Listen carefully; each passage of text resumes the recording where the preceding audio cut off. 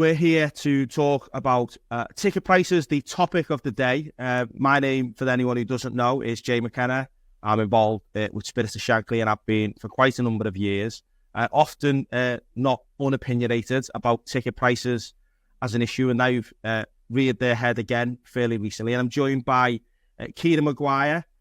We will call Kieran a Liverpoolian, a Brighton fan, but is at University of Liverpool as an academic, and probably most well known as the price of football on Twitter, which is a very, very important topic at the minute. So, Kieran, thanks for giving us some time to have a little bit of a chat about this pressing issue. Thanks very much for the invite. It's always an honour. Good. Well, we've kind of got a general kind of theme to just talk for a little bit about the big issue. And this isn't, and I think it's important to say to people, just about Liverpool Football Club and the ticket pricing that they've introduced, although that will be a key theme, and many of the people who listen will want to talk about that. But this isn't just a Liverpool problem, is it, Kieran? This is a thing that when we look at football, it is a new Premier League thing. So would you mind just tell us a little bit, what are we seeing across the Premier League at the moment in terms of ticket price rises? I think every club in the Premier League, with the exception of Palace, have announced increases. Now, those increases have been as high as 24% at Nottingham Forest, to single digits elsewhere. The clubs are using financial fair play as a justification. They're saying, we need to spend more money on wages, we need to spend more money on transfers. The TV money is not going up. The Sky deal is be the same at the end of the decades as it was at the start. We're struggling to get that much more money out of sponsors, although sponsorship money is going through the roof in my view. So therefore, we're going to come after the fans. And the attitude, I think, of many clubs is, especially club owners, and I think you've got to separate clubs from club owners because there is a different culture, there's a change of philosophy between the two, is that ticket prices are too low. And they felt this for a long period of time, but they've been waiting for an excuse to increase the prices. So that's what we have seen. And then some of the individual behaviours of clubs are pretty insidious. So, I'm an old bloke. I'm in the 60s. I've got mates at West Ham. They've now been told that if you've been sitting with your mates for the last 10 or 15, 10, 15 years at the bowling ground and now at the new stadium, if you're now an old age pensioner, you've got two choices from next season onwards. You can either pay the full price for the ticket or you can go into tiers 5 and 6. Now, for anybody that's been at West Ham, you know what it's like up in the gods. So, you're not as young as you used to be, and now you're told you have to go and watch the match with people who you've not sat with before. And part of the enjoyment of the match is being there with your mates and having that chat and all of the positive things that football brings from being with your friends, or pay the full whack. So there's that. Spurs are phasing out tickets for senior citizens. If you are already a pensioner or senior, what they're going to do is they're going to reduce the discount you get by a half. And broadly, what we are seeing from more and more clubs, I think that the philosophy of the owner is, thanks for everything that you've done historically. We're not saying we don't appreciate it, but we'd much rather sell your tickets to somebody else who's prepared to pay a lot more money. And they're trying to squeeze people out, especially season ticket holders, because season ticket holders are dreadful for football clubs because you don't go into the megastore every match. And this isn't a criticism of Spurs or Liverpool or Manchester United or these fantastic institutions, these global brands, and that's how they're seen by others. They want somebody who will pay big whack in terms of ticket prices, and secondly, will spend a fortune on merchandise as well. Well, if you're from L4, if you've been going since the first time your mum or your dad or your uncle, whoever it was, took you to a game, you might get a shirt once a season, perhaps once every other season, but you're not going to go and buy all the tat that goes with it. Yeah, it's not the day out that it might be for some, and that's long been an issue at Liverpool, as I'm sure it has Man United and And I think increasingly others, I think that the sense of the change that we're seeing on ticket prices at clubs now is in a way, and it's not to excuse it, people might have expected it from a Liverpool or a Man United, the chance to get a bit more money from some, or even the clubs who maybe are struggling financially trying to make more. There's a curious thing knowing that they're all doing it, and a question to put to you is, they're all, we meant to believe that all of them at the same time have said, after years of freezes, because most clubs had frozen up until last year, then they all started to kind of break that down.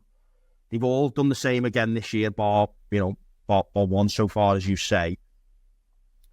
So they all collectively agree to freeze prices, the reasons that we'll get into for that. They all collectively seem to agree to increase prices, and you rightly point out it's club owners. Is there something in that? Is there a discussion, a cabal, a room of people discussing this, that they all, for all to do it en masse seems convenient? Well, we're all in WhatsApp groups, aren't we? And that also applies to club executives and club owners. I think the feeling is that once somebody breaks ranks, then everybody else can follow. And we've also got to acknowledge that club costs are going up. They're having to pay the lecky bills. They're having to go and pay for transportation, for flights, for European matches, for often flights for domestic matches as well. So all of their costs are going up. What do they do? Do they cut wages? Well, and here I think we as fans are perhaps a little bit guilty, in the sense that if the clubs aren't seen to be spending money on new players or renewing contracts, we're the first to call them out. So the costs are going up. The revenue isn't. They couldn't justify price rises sort of 10 years ago, because in 2014, the value of the Sky deal, the domestic TV deal, went up by 70%. In 2017, it went up by 70%. So they could hardly turn around. And, I'm not a huge fan of the Glazers. Probably not the biggest fan of FSG. I think they're incredibly good at what they do. Yeah. But it doesn't mean that you necessarily want to applaud them, because they're the people, and you know this far better than I do, that tried to effectively trademark the name of the city. They tried to put people out of work who are selling merchandise which isn't official, and everybody knows what's the difference between official and non-official. But just broadening the appeal of the city and so on. So we've seen the motivations of them, but I think in general the view has been, because they are so smart and what they have brought on the pitch, you're probably willing to forgive that. But the motivations are, we couldn't justify it when the money was increasing from the TV companies. Now that's stopped, fans are fair game as far as they're concerned. That's interesting, because that is clearly the thing. They think, it's a thing. I've sat in the room at Liverpool who said this to us recently, that the costs are going up, therefore the money needs to go up. I would say this, they haven't quite told the full story in that, the costs are going up. They don't point out that revenues have gone up the same time. So, and this is maybe a broad question, or there might be one or two clubs, and we'll come on to Liverpool very specifically in a minute. Is it necessary for the sums of money that they're going to raise from ticket price increases? Is it the lever they should pull? Is it an easy choice to pull that lever? Is it necessary? And we'll come on to Liverpool in a bit, but we've seen very, very openly the prices at Nottingham Forest, and Forest fans quite openly angry at that. Seeing a huge increase. People, I'm sure, have seen the tweet about the fan who was paying £150, and I think it's now over £800 for a season ticket in just a couple of seasons. Their financial challenges have been well documented with the PSR deduction. But does you say that in the context of that, Forest ground isn't particularly big. It's not an area where I imagine they're bringing in as much hospitality as a Liverpool or Man United and Arsenal. How much money does that raise versus the challenges they face? Is it necessary? Is it worth the pain? They don't generate a lot of money yet. We're talking less than £1 million a match. if it brings them in an extra £3 million a season, that's the difference between finishing 15th and 16th in the Premier League. So, I've been to Forest as an away fan. I'm sure you have as well. And it's one of those grounds where you're actually pretty impressed by the noise that the home end makes. Well, if you take those fans away, if those fans get squeezed out and they get replaced by more and more tourists, and I'm not having a go at those people who have been fans of a particular club for many, many years, and they've travelled across to England and they want to go and see that team play, but they are not going to get it. And we both know what it was. I mean, I was at Burnley on Saturday watching Brighton. I was actually at Anfield as well on Sunday. So a friend of mine managed it, had a spare ticket, and I was surprised. You probably won't be. There were too many people there taking selfies. There were too many people there with the half and half scarves, and lifelong Liverpudlians have been denied the access to those particular tickets because they get priced out by the membership scheme and so on. But the noise and the atmosphere, and if you can make that 0.1% difference. And you've been there at nights at Anfield where the crowd have effectively sucked the ball into the net. That's the danger, that those people are being squeezed out of the game. So for an extra couple of £1 million a year, it doesn't seem necessary. And I do think that there are other avenues that clubs could go down, especially the corporate market. Bayern Munich make as much money from, I think it's their 5,000 corporate seats as they do from their 55,000 regular seats. And it's interesting you talk about the impact of the home fans there. It's just reminded me, I was just trying to find it on my emails just now. An actual Premier League football manager at the moment wrote about this in his dissertation at the University of Manchester, and visiting company who went to the business school there, wrote about the difference, the impact of home fans, that of home advantage in a game. And I think, something you said there about the, that extra few £1 million sounds a lot of money, sounds an awful lot of money to me and you, Kieran, but it is the difference in one place. And if you can find that advantage somewhere else, and raise that money somewhere else, that's an argument we've advocated, which neatly, I think, moves on to some of the Liverpool kind of censorship questions we were going to discuss on this. And you very helpfully replied to a tweet of ours, kind of showing the club's increase in revenues and the overall performance, match day revenues, and kind of, there's flat lines and then there's big increases, and that's from the TV and the club's commercial improvement. Now, anyone who's been one of those voices in recent weeks saying to us it's only 2% at Liverpool will be screaming now, saying it's only 2%, or the club made a loss, a small loss last year.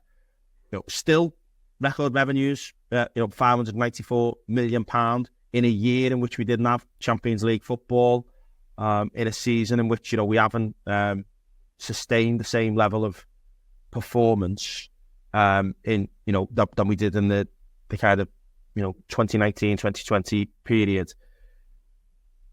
The club's increased its commercial revenues at the same time. What's the picture at Liverpool when you look at the increases they've introduced to ticket prices versus the bucket loads of cash that are coming in through the door by other sources? How does that compare from your perspective? I think Liverpool under FSG have been very successful at monetising the club. If we take a look, Liverpool have doubled their revenues since 2015-16. And we're talking for a business which has been in existence for over a century. So that's an incredible achievement. At the same time, they've doubled the wage bill. And that's the cause for concern, I think, from their point of view. FSG feel that if they can sell 60,000 tickets at existing prices, and every ticket is sold out, then they could also sell every ticket at that price plus 2%, then plus 5%, and so on. And they will say that from an economics point of view, they feel that the tickets are fairly priced because people continue to buy them.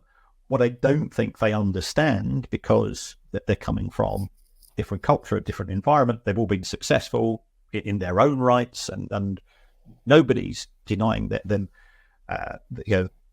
in terms of acknowledging that they are smart people, is that there is a challenge in much broader sphere, socioeconomic, and we are all finding the squeeze. Football is our one escape. It's it's a slog. You pay the rent. You try to feed the kids. You try to clothe the kids, and we often have this saying: football's the most important of the unimportant things in life. But it is still the most important, and to increase prices and to make it that much more difficult, that people are now going to have to do that awkward decision. And nobody's going to rip up their season ticket unless you really, really have to. But why not acknowledge that those people who have helped to put Liverpool where it is today do deserve a bit of support themselves? The corporate sector can afford to pay more. The commercial partners are willing to pay more because everybody wants their product associated with Liverpool Football Club. We've seen today that the FA Cup is no longer going to involve any replays. That will allow clubs to play more matches. I looked at Manchester United's account. They made between 15 and 20 million pounds from pre-season tours. Well, under these changes, you're now going to get potentially another couple of pre-season friendlies in Indonesia, in Singapore, in the United States. And look, it's football. It's football it's a bit like Taylor Swift doing a tour. Football teams now do tours, and Liverpool the equivalent of Taylor Swift. You do a couple of extra gigs, they get a lot more money from those. So therefore, why do you need to squeeze the fans back at Anfield? And that's the challenge we're all facing. Is there another price they pay? You speak, Kieran, very well about the economics of football, what it means, and help people explain that. The challenge we all face, and any of us who go to match you the same, often sometimes to those closest to us, is explaining why it matters so much. There's it's the importance of the unimportant things, but it matters, and we place it above life. Often family events, and no doubt we've all had them conversations in our households about matches. I had it very recently around Easter when we were playing Brighton. But what is there another price clubs might pay? Do you think people will say, well, it's only £20 extra on a season ticket. It's an extra £1 on a ticket, but next year that might be another £1. You don't kill a frog, do you? Overnight, but if you boil it slowly. They don't realise what is that price football clubs might pay for these economic decisions that they're making.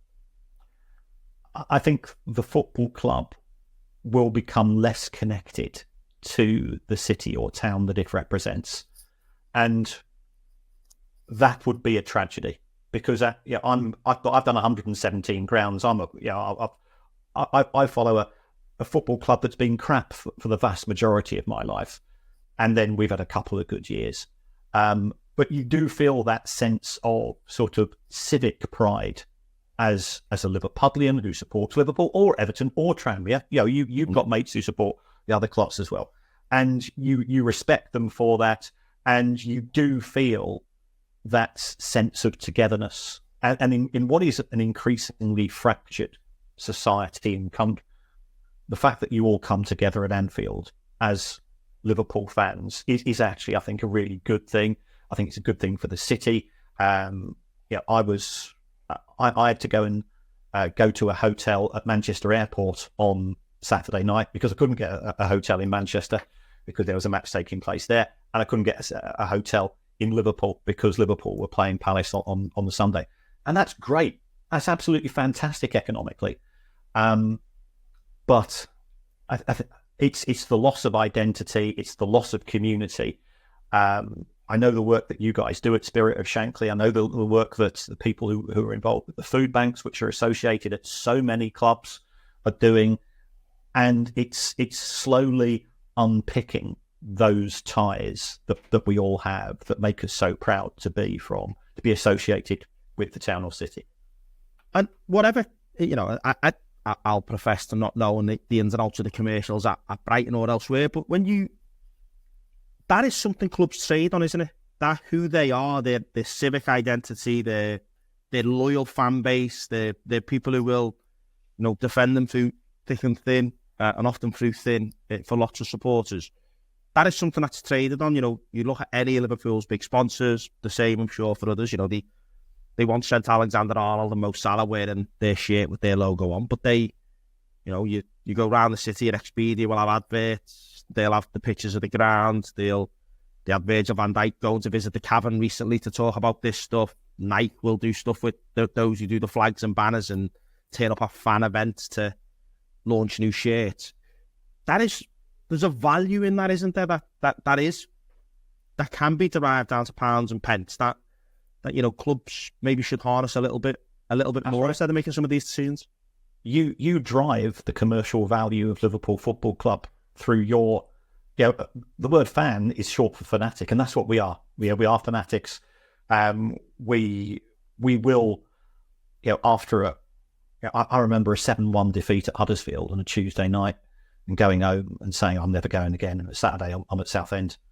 And would you get that with any other product or service where you've been let down so badly? You wouldn't. And I think you've supported Liverpool through some lean years, and your loyalty has been rewarded in recent years with the upsurge in terms of the on-field performances of the club.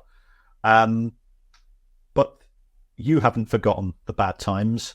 I think the owners have forgotten your loyalty in the bad times, and that's such a shame.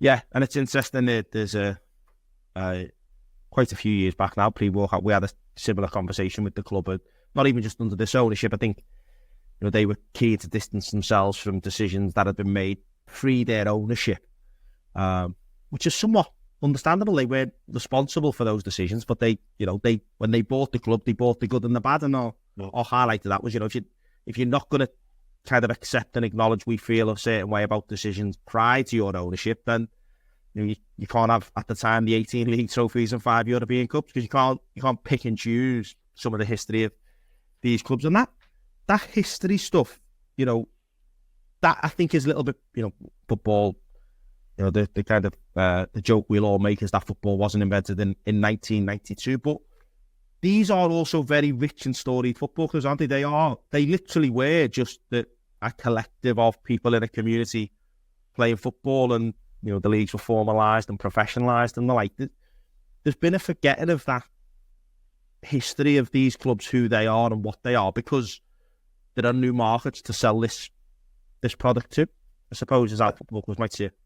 That's right, but I know what it was like 40 years ago. I know what it was like 50 years ago, going to matches, and you were the pariahs of society, but you still went. And what we've seen through the gentrification of the game, and that's not necessarily all a bad thing. What we've seen, there are some bits of modern football which are quite good. Being able to go to the toilet and stuff like that is a nice thing in modern football. Yeah. There's plenty of, and I can remember the pitches when they were rolled mud. You look at a football pitch today, and it's you can play snooker on it. It is. There is so much to champion, and also, I'm fortunate in terms of my job, because I work with the university, and then they send me here, there, and everywhere. And the first thing that people say to me when I say, I'm Kieran Maguire, University of Liverpool. Oh, are you Liverpool or Everton? And football opens doors and starts conversations. And when I explain I'm a Brighton fan, they go, what? Why? The city of Liverpool is inclusive of everyone. And in terms of exports, and the three biggest brands as far as this country is concerned, so I'm very fortunate I get to travel all over, are the royal family, take it or leave it, but other people seem to like it. The BBC, far more popular overseas than it is with certain newspapers in this country, and the Premier League. So it is a fantastic, and part of the reason why it's fantastic is because people see the flags, St James's Park and Old Trafford and Anfield and so on, and they see that atmosphere which is generated in matches. And that has a really positive impact as far as this country, this city, this area of Merseyside and Liverpool is concerned. And I don't think the owners understand that, or perhaps they don't particularly care because they're looking surely at their own bottom line and nothing else. And you spoke there of those markets and this product you're selling. I think sometimes those of us who are critical of decisions made by, and you are right, club owners. We don't meet directly with the club's ownership, but we've got good relations with staff.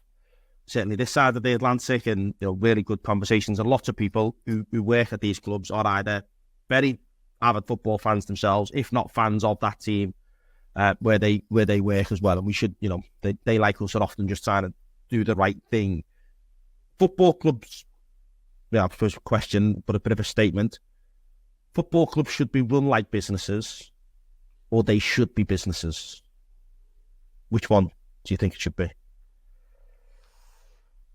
I think they should be run on some business lines, i.e., that they shouldn't be run in such a way that they could disappear. If my local garage where I get my car serviced goes bust, I'm sad because I've been there for the last 10 years and he's always done a good job for me. And okay, we're not mates, but we're nodding terms if we see each other in the village and so on. But I get over it.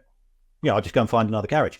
You cannot do that with football. So the way that some clubs have been run, not as businesses, but as personal fiefdoms, as pure trophy assets until somebody gets bored. And we, Derby County was such an example. The guy that owned it, he put in 200 million quid, and then his kid said, "Dad, that's our inheritance," and he sticks the club into administration. Derby County fans can't go, "Oh, that's a shame, isn't it? I was a bit annoyed. I'll go and support Forest." It can't be done. So I think football is unique, and that's why it involves, or it needs that sense of protection, which we don't necessarily apply to other businesses. It's the equivalent of a Grade 2 listed building in many respects. It's something which is part of the history and the fabric of the city or the town, and therefore having different rules which apply to it because you have a different relationship with the football club. If the Glazers phoned you up today and said, "Look, okay, we've heard that you're having to pay 2% more for your season ticket. Tell you what, we'll give you a free season ticket for the Stretford End for the next 20 years. How long does it take you to tell them to fuck off?" Yeah, it changes. Football's irrational, isn't it? And I think one of the things I in many of the times I've had conversations with football executives, they kind of ask me to see the real world and kind of rational thought, and I try to do that as a fan representative, and I do it in my day job, and I do it in lots of things. But if I was going to be rational about football, I wouldn't spend £40 a week or £700 a year to go largely watch 11 fellas kick a ball around for 90 minutes. Because if I wanted to do that and be rational, I could watch it on a park near to ours and save a lot more money and not be as stressed by it, and judging my life by it and all of those things. So they need to be careful what they wish for in this, don't they? Because it's happened at Man United and others, but it's very easy to kind of, as we would see it, kill the goose that laid the golden egg. I think it is, but I think the issue with owners is that they are convinced that if you go, they'll sell your ticket to somebody else. And Liverpool have been fantastically successful, and the Premier League has been fantastically successful. And therefore, to a certain extent, you become surplus to requirements. People with your passion, your loyalty, your devotion to Liverpool Football Club, it's not that you're not appreciated, but there's somebody that will appreciate the club more financially, and therefore what they really want to do is to ease out what Florentino Perez refers to us as legacy fans. Yeah, and there are, and I'm not at all having a go at tourist fans, because there are I know Manchester United fans in Hong Kong, I know Liverpool fans in Indonesia, and every weekend. It's just a big event for them as it is for you. But at the same time, they don't get what it is to you to be part of Liverpool and Liverpool Football Club. I think that's the lack of understanding that the owners have. That's interesting, because we've seen that very recently with the protests. The Spurs fans rightly raising issues with the concessions. We've seen Arsenal fans, Manchester United fans taking, sharing their frustration, should I say, about planned changes to tickets, about using, you've got to use your ticket a certain number of times, kind of not feeling like the club recognises and understands real life for them.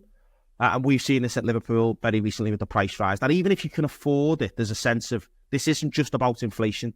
It's about whether it's fair, given there's so much money in the game. We can say wages are going up, but we just watched all of our clubs in the Premier League tell us how much they spent on agent fees. And I know if Liverpool just spent a tiny bit less, just a fraction less on agent fees, this is worth that £1 million. We've seen directors' pay. You helpfully shared that the directors' pay increases at Liverpool, which amounts to probably about 3/4 of what the planned ticket price rise for league games would cover. What does the future look like if they do this? Because they might not see it overnight, but those protests, that changing dynamic of a crowd, the crowd we see at Atalanta at home when there were no flags, that's the kind of threat or the worry for us. Well, it's both. It is a threat that this is the future you will inherit, but it's also the worry that that's what the future will be. And anyone who is used to looking at the Cop on a European night looks at that picture and thinks that looked and felt very different for understandable reasons. Not just because it was a protest, but it could have been anywhere in that respect. Do you think club owners realise or appreciate the value of that for their commercial operation, for the story they get to sell at these clubs, or do they just not care because there'll be somebody else? I think there will be someone else. And also, we've got to acknowledge there are fantastic club owners. Yeah. There are, Steve Parish at Palace, as much as I loathe Crystal Palace, he put his money where his mouth is. The guy that owns Brighton's done the same. The guy that owns Brentford. So there are people that I think do get it, but then they tend to be in respect of those clubs that do need to be that little bit closer because there's nobody to replace them. Yeah. There is a distance between FSG and yourselves. I think they will acknowledge it but don't care. You will acknowledge it and you do care because you care so much. And trying to deal with that is going to be frustrating because from their point of view, they bought Liverpool Football Club for £300 million. What was it, 2009? They sold 10% of Liverpool Football Club for £300 million last year. They've effectively paid nothing for it, and they got 90% of LFC. But they'll be looking to sell another 10% for another £300 million, and they're quitting. And the amount of money which they can make from the club is, as far as they're concerned, generated from the TV deals and the commercial deals and the fans who don't tend to be able to get there every week and aren't season ticket holders and so on. Okay. 2 questions there, Kieran. Took up a lot of your time, and I think before we recorded this, we did say we'd maybe try to do something a little bit more in depth, and it'd be good to do that. I get people asking questions, maybe in an audience in person in Liverpool at some point. Clubs need to increase revenue.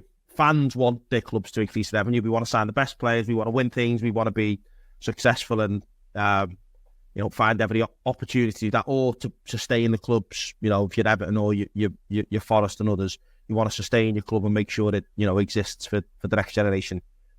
If not via ticket prices, what would you do? If you were a club owner, you own Brighton, or you took charge at Liverpool, and you're thinking, mate, I want to increase revenues by a few £1 million,